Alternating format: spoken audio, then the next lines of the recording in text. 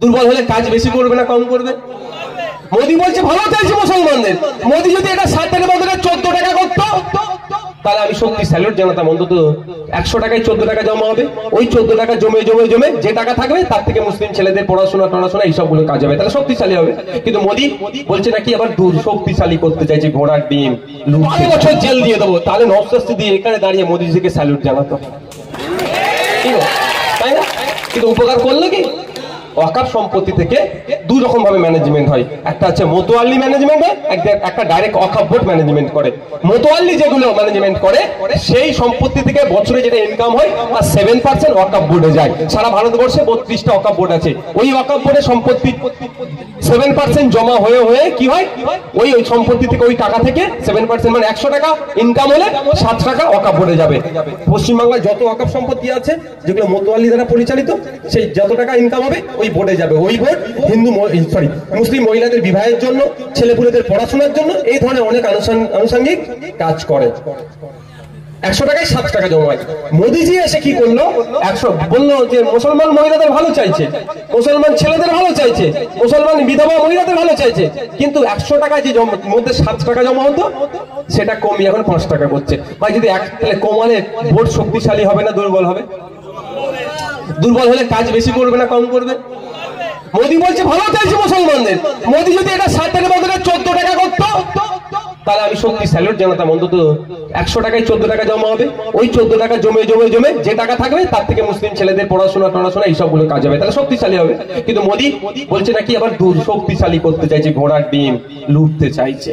কেন এই আইনটা পরিবর্তন করলো? আইনটা পরিবর্তন করার কারণ হচ্ছে মোদির বন্ধু, একটু আগে বললাম হিন্দুও নয় মুসলমানও নয়, মোদির বন্ধু হচ্ছে শিল্পপতিরা, তেল আমাতে তেল দিতে জানে যারা। তো ওই মোদির বন্ধুদের নজরে পড়েছে কলকাতার ভালো জায়গাটি, ওই মোদির বন্ধুদের নজরে পড়েছে দিল্লি হরিয়ানা থেকে শুরু করে ভারতবর্ষের যে কটা বড় বড় শহর আছে সেই শহরের কবরস্থানগুলো। সারা ভারতবর্ষে যত শহর আছে সব শহরে দেখবেন কবরস্থান আছে। ওই কবরস্থানের সম্পত্তিগুলো বা ওয়াকফ সম্পত্তিগুলোতে নজর পড়েছে, ওগুলো হক বা ইউজার, যে ওইখানে আমি নেবো, ওইখানে আমি আমোদ প্রমোদের জায়গা করবো, স্টার হোটেল করব। এমনি আইনে তো পারবে না ওয়াকফ সম্পত্তি নিতে, তাহলে আইনটাকে একটু ঘুরিয়ে আনতে হবে। ওই জন্য মোদি তড়িঘড়ি করে তার বন্ধুদের হাতে সম্পত্তিগুলো তুলে দেবে বলে ওই আইনের সংশোধনী এনেছে। ওরা আমরা বিরোধিতা করছে। ওই আইনে বলা আছে যে 5 বছর নতুন করে ওয়াকফ করতে পারবেন না, ওয়াকফ করার রাস্তা প্রায় বন্ধ করে দিয়েছে। বলেছে 5 বছর আপনি প্র্যাকটিসিং ইসলামের মধ্যে থাকতে হবে, তাহলে আপনি অফ করতে পারবেন।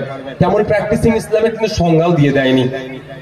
আচ্ছা বলেন, অনুশীলনের ইসলাম, ইসলামের মধ্যে এই ধরনের মানে আপনি 5 বছর ধরে 5 ওয়াক্ত নামাজ পড়বেন, রোজা রাখবেন, একটা অসত্য কথা বলতে পারবেন না, অন্যায় করতে পারবেন না, মানে টোটালটাই একটা বুজুর্গ আল্লাহর ওলিরা যেরকম ভাবে জীবনযাপন করে আপনাকে আমাকে সেই রকম ভাবে করতে হবে, তাহলে আপনি অফ করতে পারবেন, নাহলে পারবেন না।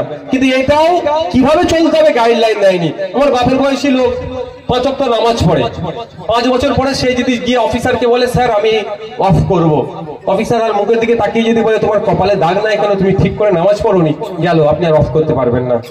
কেন বলে দেয়নি তো, প্র্যাকটিসিং ইসলামের সংজ্ঞাও দেয়নি। যদি বলে দাগ ফাগ কপালে ছিঁড়ে ছেড়ে দাগ করে নিয়ে গেলেন, বলে এবছরে 29টা রোজা ছিল, তুমি তো 25টা রোজা রেখেছো, 4টে ছেড়ে দিয়েছো, তুমি ওয়াকফ করতে পারবে না, গেল তো। আর না, মোদি কি প্রত্যেকের পেছনে একটা করে অফিসার দিয়ে রাখবে নাকি? আমি আমার সাথে অফিসার দিয়ে ঘুরবো নাকি?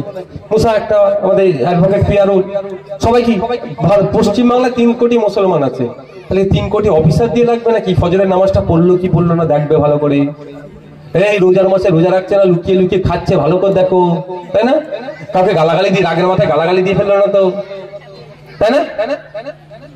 মানে ইসলামিক আইন মেনে চলছে কি চলছে না দেখবে নাকি? মানে নতুন করে ওয়াকফ করার রাস্তা বন্ধ করে দিয়েছে। এর বিরুদ্ধে সেই সিট থেকে 63টার উপরে বিধায়ক আছে, কিন্তু দুর্ভাগ্য আমাদের বিধানসভার মধ্যে দাঁড়িয়ে বলতে পারছে না বলিষ্ঠ কণ্ঠে, কেন ফেক এসসি সার্টিফিকেট দিয়ে চাকরিগুলো হচ্ছে। প্রকৃত যারা গরিব পিছড়ে বর্গের হিন্দু তারা কেন চাকরি পাচ্ছে না, তাদের পরিবর্তে অনেক এসসি কোটায় মুসলমানরা চাকরি করছে, কথা বলার সাহস দেখাতে পারছে না। তাহলে 63 জনকে পাঠিয়ে কি লাভ পাচ্ছে ভাই?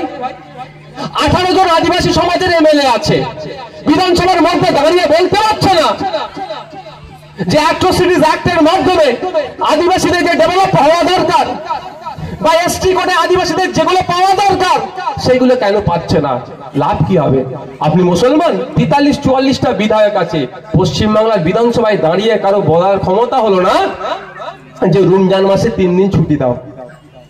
কারো বলার ক্ষমতা হলো না নওশাদ সিদ্দিকী ছাড়া যে রমজান মাসে ফলের দামটা কমাও। লাভ কি হবে? তাহলে আপনি বিজেপিকে আটকানোর জন্য ওদেরকে পাঠিয়ে লাভটা কি হবে? ওই চোর ডাকাত তৈরি হবে। মানে আমি অফিসিয়াল চোর ডাকাত বলছি, ওই চাকরি চোর হবে।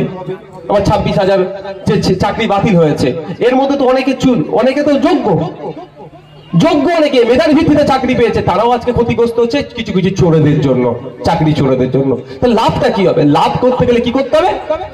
হিন্দু, মুসলমান, আদিবাসী এসব দেখার দরকার নাই। জনগণের হয়ে কথা বলবে কে? ঐক্যের হয়ে কে কথা বলবে? মানুষের নিত্য প্রয়োজনীয় জিনিসের দাম বেড়ে যাচ্ছে, চাল, ডাল, সরষের তেল, পেট্রোল, ডিজেল প্রতিনিয়ত দাম বাড়ছে, দাম কমাতে হবে। এই জন্য তারা চিৎকার করছে। সেই ধরনের কজনকে পাঠাতে পারছেন, সেটাই 2026-এ আপনারা শপথ নিন। ওসব আমরা ভাই তোমরা হিন্দু মুসলমান রাখো, আমার দেখার দরকার নাই। আমাকে আমার হয়ে বলার মতো লোক পাঠাতে হবে যে আমার এখানে প্রাইমারি স্কুলে, আমার এখানে হাই স্কুলে টিচার নাই কেন, টিচার কবে আসবে, এই কথাটা বলার মতো লোক দরকার বিধানসভায়। এই বিধানসভায় বলার দরকার এই ব্লকের হসপিটালটাকে উন্নত মানে করতে হবে, এই ব্লকের মানুষই যাতে এই ব্লকে ট্রিটমেন্ট পায় তার ব্যবস্থা কিভাবে করবে, এই আওয়াজ তোলার লোক ওর মধ্যে পৌঁছাতে হবে। আর এখানকার বিষয় এখানেই আন্দোলন হবে, এই রকম লোক বলনেওয়ালা ভিতরে পাঠাতে হবে। আর না হলে একে আটকাচ্ছ তাকে আটকাতে হবে, এই করতে করতে তো 75 বছর পার হয়ে গেল। বাবা বাপেরা চলে গেল, দাদুরা কবরে চলে গেল, বাপেরা যাওয়ার পথে এবার আমরা যাব। 75 বছর ধরে এই দায়িত্ব তো ছিল বাপ আপনাদের, শুধু আটকাতে হবে। আটকাতে আটকাতে কি পেয়েছেন বলেন? বলেন না, কি পেয়েছেন? পেয়েছেন কিছু? পেয়েছেন কি পাইছেন বলুন তো? বাংলাদেশি তকমা, জঙ্গি, এ তো পেয়েছেন, বড় বড় সার্টিফিকেট পেয়েছেন। তো বলার সাহস পেত? যদি 50খানা সংযুক্ত মোর্চার বিধায়ক থাকতো, কলকাতা রাজপথে দাঁড়িয়ে হিন্দু মুসলমানের ঐক্য বিনষ্ট করার মতো সাহস কেউ দেখাতে পারত? আজকে অভাব। যদি 50টা থাকতো, এমন পেশারে সরকার পড়তো, আমাদেরকে গিয়ে আটকাতে হতো না, সরকারই ওদেরকে ধরে জেলের মধ্যে ভরে দিত। বলার নেই একজনও নেই, কত ভাই লড়াই করবো আমি আমার যতটা জুতোর সাইজ সেই রকমই ভাই আমি চলি। এটা আমি বেশি বার খেয়েও চাই না, আমার জুতোর সাইজ যেমন আমি সেরকম ভাবে চলি। তো আমার যখন দাঁতে 50টা থাকতো, তো সরকার এইখানে বলতে লাগতো না যে কেন শুভেন্দু অধিকারী এখনো জেলে যাচ্ছে না।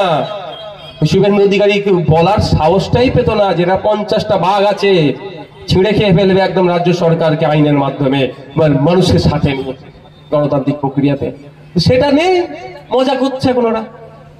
এবার আপনারা যদি বলেন এই ধরনের চলতে থাকবে, চলুক, তাহলে সামনে ভোট আসবে, আবার বলবে শুভেন্দু অধিকারী দিল্লি থেকে কিছু নেতা নিয়ে আসবে, এখানকার কিছু নেতাকে আবার বিজেপিতে পাঠাবে তৃণমূল।